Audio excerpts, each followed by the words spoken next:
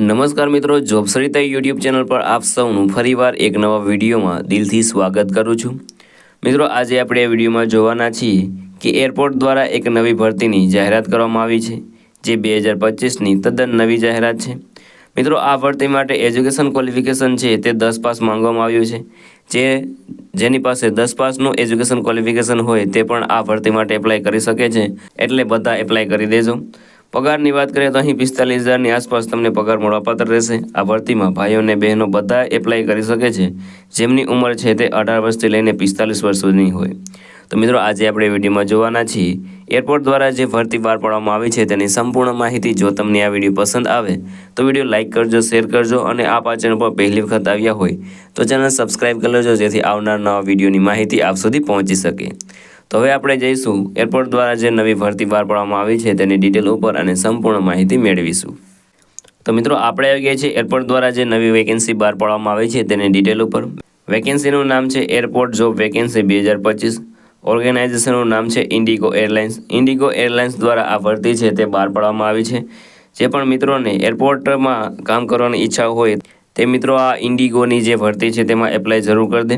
આ ભરતીમાં ઘણી બધી પોસ્ટ ઉપર ભરતી થવાની છે, જેના પોસ્ટ નેમ અહીં આપેલા છે, જેમાં cabin crew, finance consultant executive, finance revenue officer અથવા તો executive, customer service ramp and security, customer service officer, loading time ramp to load officer, ground staff, senior executive, flight dispatcher, assistant technician officer, consultant, એમ આટલી બધી post ઉપર total ભરતી થવાની છે। સેલરીની વાત કરીએ તો અહીં તમને 45,000ની આસપાસ સેલરી મળવાપાત્ર રહેશે। એજ લિમિટની વાત કરીએ તો અહીં તમે 18 વર્ષથી લઈને 45 વર્ષ સુધીના હોય તો તમે આ ભરતી માટે એપ્લાય કરી શકો છો।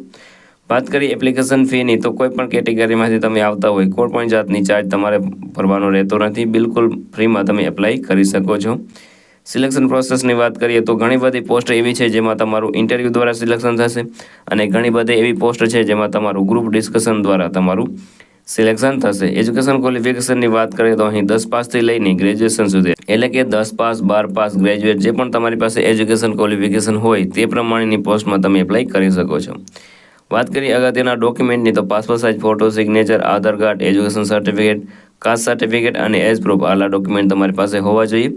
વાત કરીએ કે તમે આ ઇન્ડિગોની જે ભરતી છે, રિક્વાયરમેન્ટ છે, તેમાં એપ્લાય કેવી રીતે કરી શકો છો તો મિત્રો, વિડીયોના ડિસ્ક્રિપ્શનમાં તમને એક લિંક મળી જશે, તેના પર ક્લિક કરશો એટલે તમે ઇન્ડિગો એરલાઇન્સની જે ઓફિશિયલ વેબસાઇટ છે ત્યાં પહોંચી જશો।